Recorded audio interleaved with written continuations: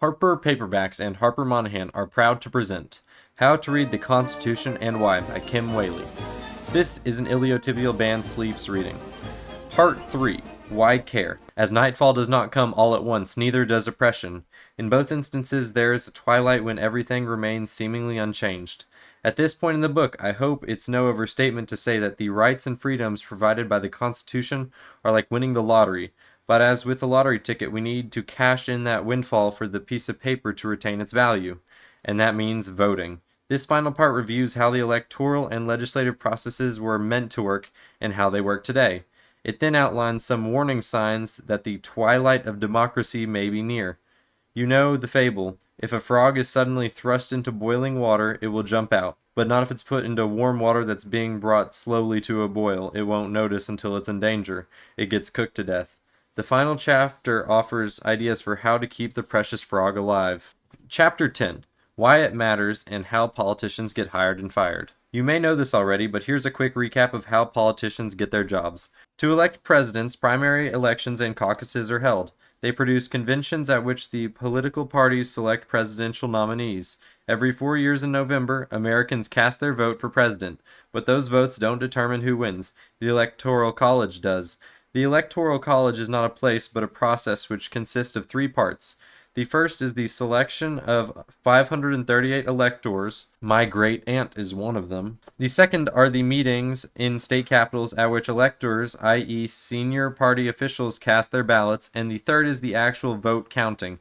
The winner of the presidency has to receive a majority, currently 270 of the electoral votes. Each state is allotted a number of electors that corresponds to the number of senators and members of the House of Representatives that they have in Congress. The U.S. Census determines the latter. The candidates have their own slates of electors in each state, which are mostly selected from leadership positions within their parties. For most states, if one candidate wins the popular vote, all of her electors get to vote in the Electoral College. Next, the electors meet in December in their respective states, where they vote for president and vice president on separate ballots.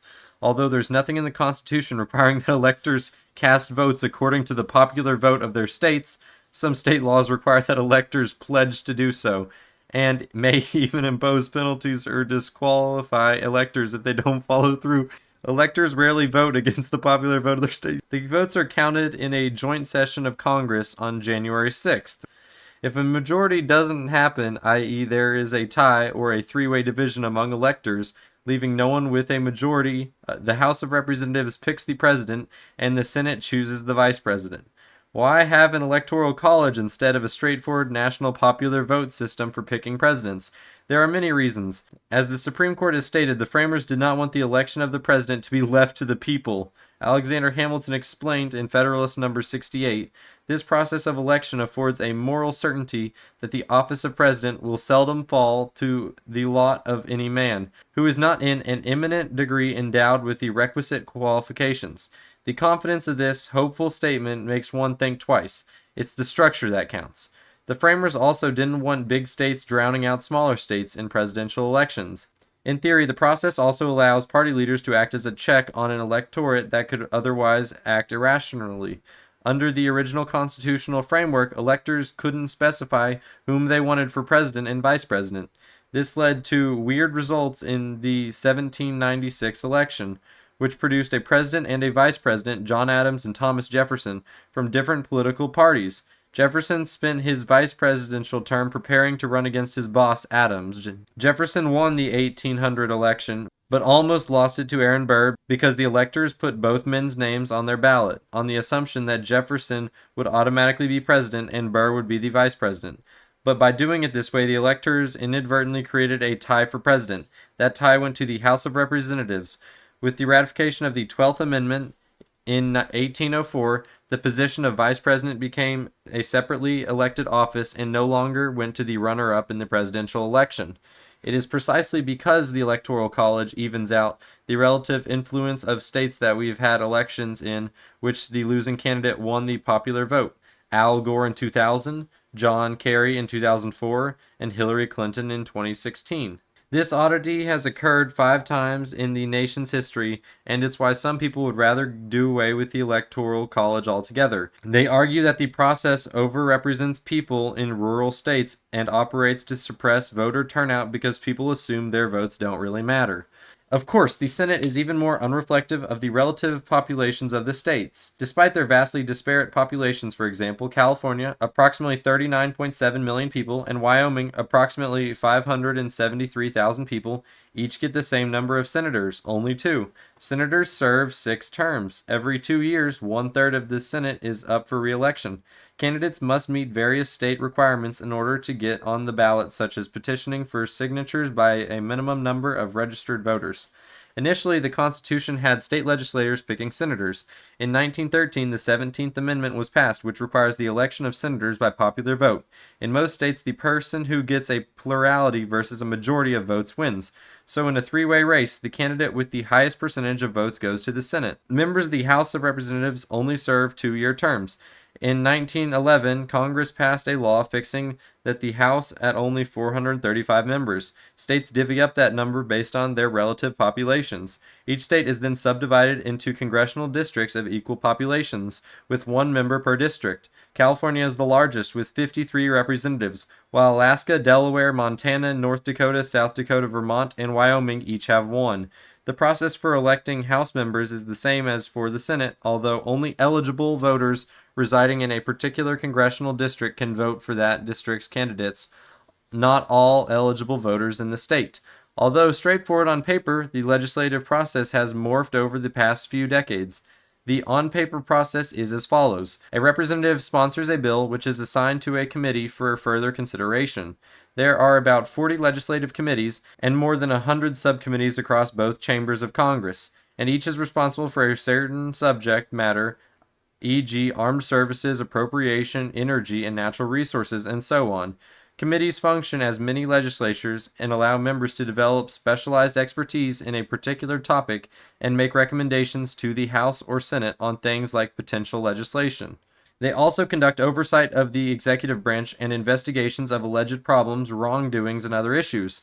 Not all committees can actually work on making laws, but most can make recommendations on funding, so-called authorizations, or appropriations, for new or existing legislation programs. Budget committees set overall budgets, and appropriations committees decide how much money to give to certain federal agencies and programs within those agencies. Select or special committees are often the ones that do investigations or study certain issues that cut across more than one permanent or standing committee. There are also joint committees with people from both the House and the Senate. Subcommittees take on similar tasks within the umbrella of a full committee. They can also hold hearings. A conference committee is a committee that gets together to hash out differences between House and Senate versions of the same bill. Conference committees are usually bipartisan, meaning there are members from both political parties. Because both chambers of Congress, the House and the Senate, must pass an identical version of a bill for it to become law, conference committees make compromises so that both chambers can vote yes on a single bill. If reported, meaning passed by a House committee, the bill is put on a calendar to be voted on, debated, or amended by the full House. If the bill passes by a simple majority, 218 of 435, the bill moves to the Senate, where it is assigned to another committee in that chamber. If reported there, the bill is again debated and voted on. If the Senate makes changes, the bill returns to the House for a vote on those changes. Conversely, a bill can start in the Senate and go to the House for consideration. Once a bill passes through both chambers, it goes to both the House and the Senate for final approval. The president has 10 days to either veto the final bill, do nothing, or sign it into law. Sometimes the president will sign a bill and add a signing statement, which is basically a commentary about the law, e.g., I'll sign, but the law is probably unconstitutional. Of course, Congress can override a veto. The polarization of political parties. Once a bill is introduced in Congress, the procedural maneuvering that takes place in order for it to become a law is extremely complex. People like Senator Mitch McConnell, Republican Kentucky, and Representative Nancy Pelosi, Democrat California, are experts in manipulating or influencing the process of moving or stopping legislation, judicial and cabinet nominees in the Senate, and appropriations. It's a skill that takes years to master, but the rules of the game have quietly changed during our lifetimes, making it much harder for bipartisan deal-making. As a result, the party in a congressional majority and its representative constituents may have much more power than in years past, and the voters whose House and Senate representations are in a congressional minority are all but sidelined in what is supposed to be a fair and functioning democracy in America.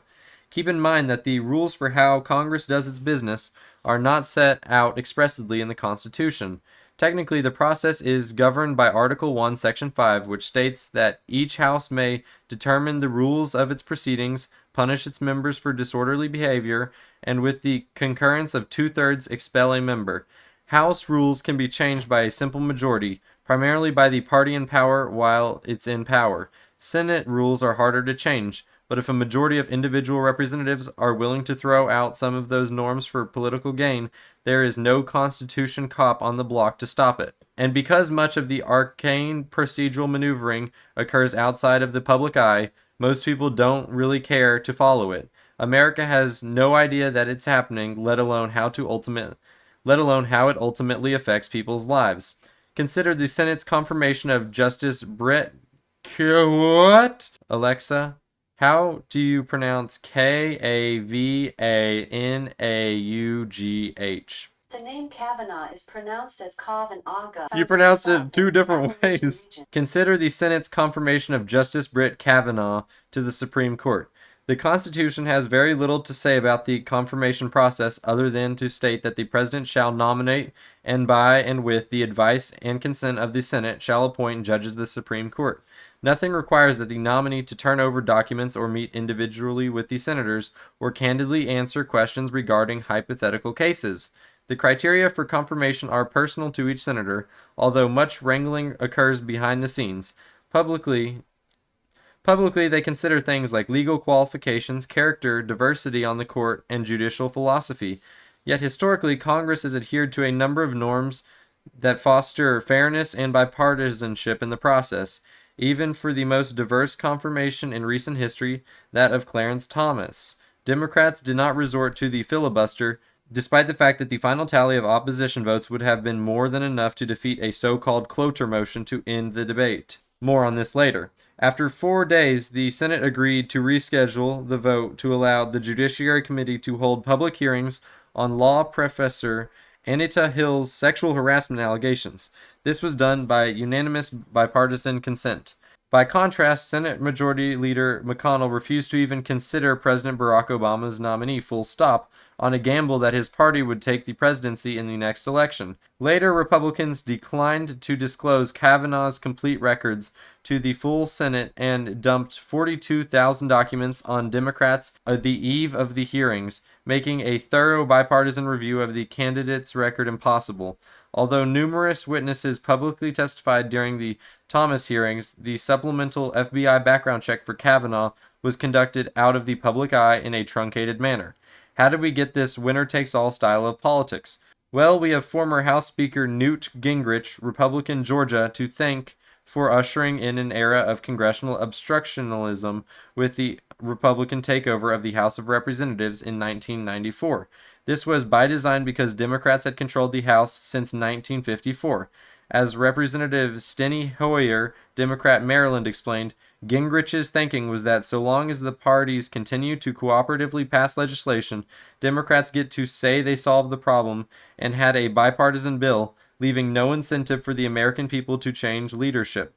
Brass-knuckle tactics thus became the new normal, like refusing to raise the debt ceiling or to authorize disaster relief funding, including in the aftermath of the Oklahoma City bombing, unless President Bill Clinton agreed to Republican tax or spending cuts.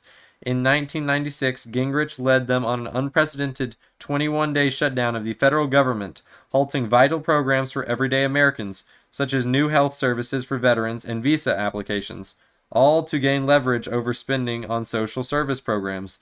The ultimate blow to bipartisanship was the impeachment of Clinton over his sexual relations with an intern, an effort Gingrich led while engaged in his own extramarital affair. As Speaker of the House, Gingrich also never gave his own office the power to appoint important committee chairmanships, term-limited those chairs, and shortened the congressional work week to 3 days. Today, the bulk of members' time goes to fundraising or campaigning instead of engaging with each other personally through the legislative process. The Speaker and his party leadership have near total control over what comes to the House floor, which means that they can screen out any bills that go against the majority party's wishes. The minority party can't move things forward, period. The party in power often negotiates bills by ping-ponging rather than going through a conference committee. It bounces a bill between the houses. Because bills can still be filibustered in the Senate, the minority side has more influence there than in the House. Filibustering, a term that stems from the Dutch word for pirate, keeps debate going on a bill in order to extract concessions and even stop it from passing. Historically, filibustering was used relatively sparingly out of respect for congressional colleagues and deference to the bipartisan process. South Carolina's J. Strom Thurmond holds the record for the longest speech, which lasted 24 hours and 18 minutes in a filibuster over the Civil Rights Act of 1964. As of 1975, moreover, the Senate could close debate or archive cloture by a supermajority of 60 votes. The majority party usually has to account for the demands of the minority in order to move a controversial bill to a vote. That meant compromise. Yet in November of 2013, President Obama's executive branch and judicial appointments languished a divided Congress due to the Republican filibusters. In response, Senate Democrats changed the rules to require a simple majority to stop filibusters of executive branch nominations and federal judgeships other than for the Supreme Court. Later, with the nomination of Neil Gorsuch to the Supreme Court, Mitch McConnell extended the so-called nuclear option, i.e. the majority vote requirement for cloture, to the process of confining Supreme Court nominees. This maneuver effectively secured one-party rule over the advice and consent component of presidential nomination. Debates on legislation may still require a supermajority vote for the cloture to go forward. Legislation overcomes these barriers in a couple of ways. One is when the majority has 60 votes. The other is by special budget bills called reconciliation. Reconciliation is one of the minority party's few remaining weapons of defense. In the Congressional Budget and Impoundment Act of 1974, my parents' birth year, Congress created a budget reconciliation process that allows for expedited consideration of legislation involving taxes, spending, and the debt limit. These types of bills can be passed by a simple majority, with Senate debate confined to 20 hours. Although amendments can be added later, they are considered with scant debate, a process called vote a rama. The use of budget reconciliation to pass laws can only happen 3 times a year. Although officially the reconciliation process can't increase deficits or pass legislation that has no bearing on the budget, it has been used to implement major policy initiatives. President George W. Bush's massive tax cut bills were passed via reconciliation, for example, with no chance of passage under the normal 60-vote rule for cloture. A reconciliation bill was used in 2010 to get part of the Affordable Care Act passed. In 2017, a Republican-controlled Senate also used a reconciliation bill to pass tax legislation gutting the individual mandate that was the cornerstone of Obamacare, effective for 2019. In both instances, the so-called Byrd Rule, which limited the use of reconciliation bills to fiscal issues, was ignored.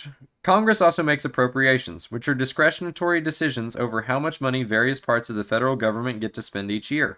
Appropriations amount to more than $1 trillion annually, so it's a big deal in Congress, and a source of tremendous power. By prioritizing certain spending, Congress controls federal programs. A Republican president typically wants to push more money into defense, for example, while a Democrat wants more spending on, say, the environment or education. Because appropriation decisions are made annually, they can be implemented quickly, which often leaves federal agencies scrambling to shift course. Prior to 1995, appropriation committees in both houses operated in a relatively bipartisan way. Today, appropriation bills take longer to get through Congress, if they get through at all. Rather than funding the federal government, appropriations became a way of stymieing a political opponent in the White House. As Professor Charles Tiefer explains, when the White House changed to majority Republican after the 2010 election, it adopted a radical stance of not wanting to pass appropriations without receiving, in return, major changes in policy from President Obama. This procedural outmaneuvering is bad for democracy. Good decision-making occurs through collaboration, deliberation, and expertise, not bullying. But these days, voters whose representatives happen to be in the minority party are left out in the cold. And when the minority party becomes the majority party, there's little incentive to return the bipartisanship and consensus building over the sharp tools of its predecessors. The loser in this high-stakes gamesmanship is the American public, not individual members of Congress. Without a functioning Congress, voters have little say in how their government operates. Ideally, we should all seek out candidates who reject a winner-takes-all approach in favor of bipartisanship and fair process to the U.S. Congress. Money in politics. Let's again lay out a few basics this time about federal campaign and election laws, which make headlines in 2018. The hush money payment made by Donald Trump's personal lawyer to adult film star Stormy Daniels in the run-up to the 2016 presidential election violated federal campaign laws. The lawyer, Michael Cohen, admitted under oath that he made the payment in coordination with and at the direction of a candidate for federal office. And the DOJ prosecutors confirmed that account in a court filing. President Trump suggested that violations of federal campaign finance law aren't really crimes. What do those laws do? In short, federal laws regulate money in politics. To guide the discussion that follows, consider the illustration. Another one of these fancy graphics I have to manually edit in. Debbie Donor donates a limited amount of money to Carl Candidate and an unlimited amount to spending. Carl Candidate donates an unlimited amount to spending. And there's this disclosure process which they give to the Federal Election Commission.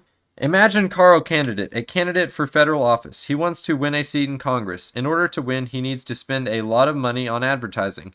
Under the Supreme Court's interpretation of the First Amendment, Carl can spend a virtually unlimited amount on advertising because political ads are protected speech. Carl raises a war chest of money for his election. His campaign is careful to disclose a bunch of information to the federal agency charged with overseeing campaigns and elections, the Federal Election Commission, FEC, because federal law requires it. The information he must disclose includes list of donors and list of the expenditures his campaign made. Next, imagine Debbie Donor. Debbie is a billionaire. Many years ago, Congress became concerned that if people like Debbie are allowed to give an unlimited amount of money to Carl, he could become corrupted, meaning that Carl might agree to a quid pro quo. You, Debbie, give me money so I can win this election, and once I'm in office, I'll use my power to do favors for you or your political causes. Congress accordingly constrained that type of exchange by statute. As a result, Debbie cannot give an unlimited amount of money to Carl, nor can other types of entities such as unions. Corporations can't give money to Carl at all, nor can foreigners. But Debbie, or her corporation, Debbie's Donuts, Inc., can run her own ads that aim to influence the campaign in Carl's favor, so long as she doesn't coordinate with those ads with Carl. In fact, the Supreme Court has held that it's Debbie's and Debbie's Donuts, Inc.'s First Amendment right to do so. The trick is that she has to do it all on her own without checking in with Carl's campaign about what kinds of ads he thinks would be most helpful. Of course, Debbie is aware of Carl's public views and his policy platform, and she knows lots of information about his opponents, so she doesn't really need Carl's input in order to help his campaign. But it's not the effect of her ad campaign that matters under the law, it's whether she coordinated her ads with Carl or not. The federal campaign and election laws contain a lot of technicalities, but the bottom line is this. It's perfectly legal for anyone to spend an unlimited amount of money on campaigns and elections. In fact, the First Amendment protects that right, so long as the spending isn't done in coordination with a candidate. As a consequence, instead of donating to candidates who get to decide how to spend money to get themselves elected, the big bucks now go towards the airwaves and the internet, spent on ads benefiting that candidate. So long as those ads aren't coordinated with a candidate, they are fair game and legally unlimited. All of this has led to a surge of outside spending on campaigns and elections. This is the big problem with our campaign finance system. Outside spending has skyrocketed, and there is no accountability whatsoever for it. Federal law does not regulate money spent directly on campaigns and elections in two primary ways. One, by limiting the amount of money that individuals can contribute to federal campaigns. Again, corporations can't contribute anything to candidates, so they do it through political action committees, PACs, and other mechanisms, which I'll discuss soon. And two, by requiring that campaigns and entities that advocate on behalf of campaigns make a bunch of disclosures to the FEC. Thus, a person who wants to run for office mostly has to think about two things when it comes to campaign finance: managing direct contributions, which today are capped at $2,800 per person for an individual candidate, and making disclosures to the FEC. Spurred by President Theodore Roosevelt, the first statute to ban corporate contributions for political purposes dates back to 1907. It was called the Tillman Act. Today's law is known as the Federal Election Campaign Act of 1971, or FECA. Passed under the Nixon administration, FECA was amended in 1974, my parents' birth year, to create the FEC. In 2002, Congress passed a statute known as the Bipartisan Campaign Reform Act, BCRA, which the Supreme Court later deemed unconstitutional to a degree that has far-reaching implications for regular Americans. Prior to the BCRA, only money spent on express advocacy, ads that expressly or clearly endorse or oppose a particular electoral outcome, e.g., vote for John, had to be disclosed to the government. So corporations started running ads that focused only on issues, even though everyone knew that they were really about a candidate. The BCRA dealt with those workarounds, which were known as sham issue ads, in addition to something called the soft money loophole, which I'll talk about later. Man, Kim Wehle has a whole lot on her plate to talk about later, I tell you. Obviously, by passing these laws, Congress took the position that the laws matter, but how do they? Some people argue that federal campaign and election laws are good, and some argue that they're bad. Polling shows that most Americans believe that common sense notion that money buys political favors. The bigger the bank check, the argument goes, the more influence a donor can have on lawmaking, which is unfair to regular people. Again, it's the classic quid pro quo. I'll pay to have you elected so long as once you are in office, you do my personal bidding. The voter without a huge bank account gets marginalized in the process. Under federal law, foreigners and foreign entities cannot donate or spend money in our elections. But through loopholes and dark money, which I'll explain, we don't know how much foreign influence is occurring anyway. Think about the implications. Do we really want anonymous foreign powers running campaign ads in the United States? Really? The argument on the other side of the debate is that candidates need a lot of money these days in order for their voices to be heard. Voters and corporations have their own points of view that deserve to be heard too. One way to get those views heard is by allowing voters and corporations to financially support the election of candidates who will legislate in ways that are consistent with their points of view. Limits on contributions and expenditures are bad because they restrict those voices. These arguments only go so far, however. Remember that federal campaign laws also require disclosures to the FEC. FECA's reporting requirements make candidates' donors transparent if they give over $200 so that voters know who's lining those candidates' pockets and therefore how they might be influenced once in office. The desire to influence an election through money is not undermined by laws requiring transparency. To be sure, this is a relatively simplistic portrait of federal campaign and election laws, but the point is extremely salient. In a democracy, do we want our own voices to make the difference in what laws are passed and how they are enforced? Or are we okay with the strongest political influence coming from wealthy people, big corporations, and foreigners, in that we don't know the sources of the money that's being spent? Regardless of political party, it's fair to assume that most people would opt for the former. We have real needs and concerns in our everyday lives, and we want our elected leaders to care about them. Healthcare, education, housing, food security, environmental health and sustainability, public safety. The list goes on and on. Now let's clear up some terminology. When donations are made directly to a campaign or candidate, it's called hard money. Under federal law, you can give money to candidates, political parties, or other entities, but the law substantially restricts how much individuals and organizations can contribute to political campaigns and political parties. Again, at this writing, $2,800 per person. Like foreigners, corporations and unions can't make hard money donations at all. To get around hard money limits, soft money emerged. Soft money is money that people give to political parties instead of candidates. Although that money ends up with the candidates anyway, money can come from individuals or so-called PACs, but not directly from corporations or their treasury funds. However, corporations can siphon off little amounts of money for contribution through PACs. PACs are separate, segregated funds that are created mostly by corporations and unions. The funds come from union members or from corporate shareholders. PACs must register with the FEC and can only give up to $5,000 in hard money per candidate. The U.S. Chamber of Commerce has a PAC, for example, as do Microsoft, the Teamsters Union, and the National Rifle Association.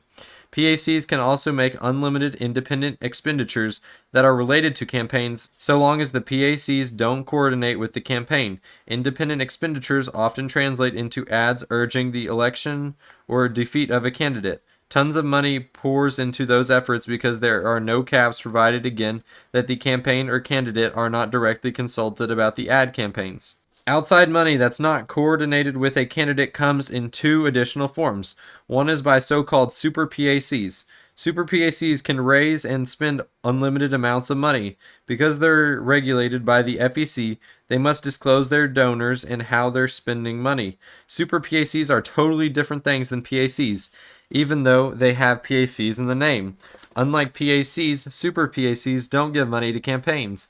Like PACs, super PACs cannot coordinate with campaigns, but they've found a way to bypass the statutory contribution limits. Instead of giving $5,000 to a campaign through a PAC, a corporation can give, say, $50 million in unrestricted spending on the airwaves through a super PAC. Super PACs are independent entities that run ads on TV and can spend as much money as they want. Although again, they do have to disclose their donors to the FEC. So when ad money starts flooding into competitive districts from nowhere, it means that super PACs have gotten involved in a campaign. Super PAC donors are most likely super rich individuals, not corporations, and they come from both sides of the political aisle. The billionaire Koch brothers donor network, for example, is a conservative-leaning powerhouse, having spent in the neighborhood of $300 to $400 million on the 2018 midterm elections to shape conservative-leaning policy on a range of issues, including education, philanthropy, immigration, healthcare, tax laws, courts, government regulation, prisons, and the economy. Former hedge fund founder and billionaire Tom Steyer spent around $110 million in 2018 to shape and redefine the issues associated with the Democratic Party, and former New York City Mayor Michael Bloomberg dropped $80 million on house races. The second form of outside money is a Section 501c4 entity, a reference to the tax code's provisions for the creating of a nonprofit organizations and social welfare groups. These entities can raise and spend an unlimited amount of money, and unlike a super PAC, a 501c4 doesn't have to disclose where it gets its money, only its expenditures. Hence, money given to Section 501c entities is known as dark money. Because they are technically nonprofit entities, Section 501c4s can spend 49.9% of their time on politics. The rest of the time must be spent on other things, like holding annual meetings, for example. The NRA and Planned Parenthood are both Section 501c4 organizations, and they both spend a lot of time and money on campaigns and elections. Dark money became possible in the wake of the Supreme Court's decision in Citizens United, which, as you'll recall, held that corporations have First Amendment rights that protect campaign speech. Although Section 501c4 groups have long been exempt from disclosing funding sources, it wasn't until Citizens United that the statute was widely used to create nonprofit groups that engage in electoral politics. The influx of dark money has affected how members of Congress do their jobs, forcing them onto an endless fundraising hamster wheel in which they spend more and more time beating the bush for campaign cash and less actually legislating. To the extent Congress does legislate, it is with an eye toward making big donors happy, many of whom are effectively anonymous. As a consequence, voters don't know who is influencing their congressional representatives or in what way. Perhaps it's not surprising then that policy initiatives with widespread public support like measured gun control may nonetheless go nowhere in Congress. The painful truth is that the individual voter has been substantially cut out of the democratic process, and we don't even realize it. God dang it. Why could they do that to us? Voter suppression. Most Americans believe they have a constitutional right to vote, but the original Constitution doesn't actually dictate who can vote. Voting rights in America are largely left to the states, with a few constitutional limitations. In 1870, the 15th Amendment made it unconstitutional to deny or abridge the voting on the basis of race, color, or previous condition of servitude. The 19th Amendment, ratified in 1920, banned discrimination in voting on the basis of sex. The Constitution is vague when it comes to what kinds of abridgments on voting rights are okay as well. In 1937, the Supreme Court upheld poll taxes, which mostly affected poor people and African Americans, on the rationale that privilege of voting was not derived from the United States, but is conferred by the state and, save as restrained by, the federal Constitution, the state may condition suffrage as it deems appropriate. The 24th Amendment obliterated that decision in 1963 by providing that the right of citizens of the United States to vote shall not be denied or abridged by the United States or by any states by reason of failure to pay any poll tax or other tax. In 1965, Congress passed legislation aimed at disrupting other kinds of state efforts to discourage or prevent people from voting. In 2013, the Supreme Court struck down an important part of the statute known as the Voting Rights Act. It required that certain states and local governments get a thumbs up from the federal government before changing their voting practices. Congress had determined that racial discrimination was simply too entrenched in many states, known as covered jurisdictions. In an apparent effort to make voting harder, states, including most of the South, imposed various onerous conditions on voting or registering to vote. The statute contained a formula for determining which states and local governments needed a pre-clearance by the federal government before they could impose new voting procedures. In a Supreme Court case named Shelby County v. Holder, this court, by a 5-4 vote, struck down the statute coverage formula for deciding which states were covered jurisdictions.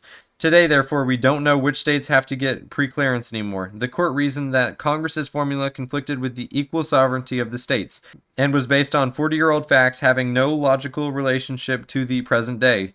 Through admitting that the 15th Amendment commands that the right to vote shall not be abridged on the account of race or color, the court decided that Congress must enact entirely new voting rights legislation to address the serious and widespread intentional discrimination that persisted in covered jurisdictions. But Congress hasn't done it yet.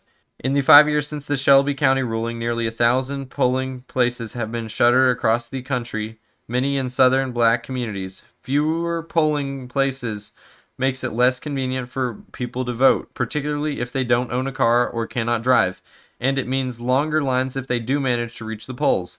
Many people might decide not to vote at all. There's thus a concern that state officials can affect the outcome of elections simply by tinkering with polling places and voting requirements. In Florida, for example, many young people registered to vote for the first time in the wake of the mass shooting at a high school in Parkland in February 2018. Yet Florida blocked early voting on college and university campuses. A judge struck down the law as unconstitutional. States have passed all sorts of laws restricting access to voting in other ways, including making it hard for students to register and vote. In New Hampshire, eliminating early voting on the last Sunday before an election, restricting voter registration drives, and eliminating Election Day voter registration in North Carolina, removing or purging massive numbers of voters from the rolls in Ohio under a law that the Supreme Court approved in a 5-4 decision in 2018, requiring that voters show documentary proof of citizenship. Laws passed in Arizona and Kansas were blocked by courts, and banning straight ticket voting in Michigan in a law in which a federal court struck down as intending to discriminate against African Americans. Arguably, voting rights should be construed with kid gloves, much like the First or Second Amendments, which the court has taken great pains to protect. Yet for some reason, what is arguably the most fundamental right of American citizenship, the right to vote, is one that has captured relatively scant Supreme Court attention. When state governments take steps to tamper with voting access, the court is likely to let them get away with it. Redistricting. The practice of restricting or gerrymandering began as an effort to carve up local maps to virtually guarantee that an incumbent elected officials would be re-elected. Because the new maps pack and stack one party's political supporters, they don't reflect a cross-section of the population, let alone a reasonable cartographic shape. The Supreme Court has refused to develop a standard for addressing political gerrymandering under the Constitution. Politicians from the majority party in each state game the system by picking and choosing their own voters and drowning out others in the process. The term gerrymandering comes from the name of a 19th century governor of Massachusetts named Elbridge Gerry. In 1812, while he was in office, a new voting district was drawn in the shape that favored Gerry's party and resembled a salamander, hence the name gerrymandering. To understand... Whoa! Hit me like a freight train there. To understand the concept, imagine a tiny state that is perfectly square in shape. In that state live 90 people. 60 of them belong to the Purple Party and 30 belong to the Green Party. Now imagine that the state is divided into 3 districts, each of which sends one person to the House of Representatives. Ideally, the 3 districts as a whole would reflect the 60 to 30 proportions of the state as a whole, such that 2 of the 3 representatives heading to Congress are from the Purple Party. Now imagine that the Green Party happens to control the government at one point in time and decides how the lines are drawn. The Green Party, folks in power, slice up the districts in contorted ways so that 2/3 of the 3 districts get a significant majority of the Green Party voters when it comes to sending representatives to Congress. Therefore, the Greens will win, even if they are outnumbered by the Purples overall. Once the Greens do this gerrymandering, they can stay in power for a long time by continuing to tinker with the districts to secure their majority. At the same time, representatives in the Green-heavy districts know they will get reelected time and time again because their constituents are made up of a significant majority of knee-jerk Green Party voters. As a consequence, when they vote in the House of Representatives, they don't care a hoot about the Purple Party voters. The Purple Party voters don't make any difference to whether they really get reelected in the solidly green districts. Now keep in mind that at the same time, the Constitution contains no limits on the number of times that a member of Congress can run for the same office. A person can have a lock on it for 50 years. After Franklin D. Roosevelt was elected to 4 terms, Republicans in Congress spearheaded the 22nd Amendment, which limits presidents to 2 terms in office. Congress is unhindered by similarly constitutional measure. Thus, members of Congress can go to Washington without much concern about getting thrown out if they fail to duly respect their constituents. I'm not suggesting that term limits are the answer to gerrymandering, just that the lack of them may exacerbate the problem. The problem with gerrymandering isn't that it's done, it's that it's done for a long time. The issue is that we don't know what to do about it. We lack a baseline for what a fair district would look like without gerrymandering. The way to resolve this problem is for the Supreme Court to give us a test. In 2004, in a case called Veith vs. Jubiler, there was a redistricting done in Pennsylvania, and Democrats lost 2 seats. Justice Antonin Scalia wrote an opinion holding that redistricting is a political question that courts cannot address. Justice Anthony Kennedy, in his own opinion, concluded that gerrymandering is something the courts can get involved in, but didn't offer a test. The 4 progressives on the court at the time came up with 3 different tests, and that's how things stand today. If the Supreme Court doesn't come up with a solution, most likely under the Equal Protections Clause, there is no other place for American voters to go for a fix. All told, the electoral means of holding members of Congress accountable to the people isn't really working. A combination of factors creates this perfect power storm, including tribalism of Congress, money in politics, gerrymandering, and the lack of congressional term limits. 2 of the 3 branches of government and decades of constitutional case law by the Supreme Court are entirely premised on the assumption that voters can and will throw people out of office if they are not doing their jobs properly. If this core means of oversight isn't functioning well, it's a big problem for democratic governance in general. And that was Chapter 10 of How to Read the Constitution and Why by Kim Wehle.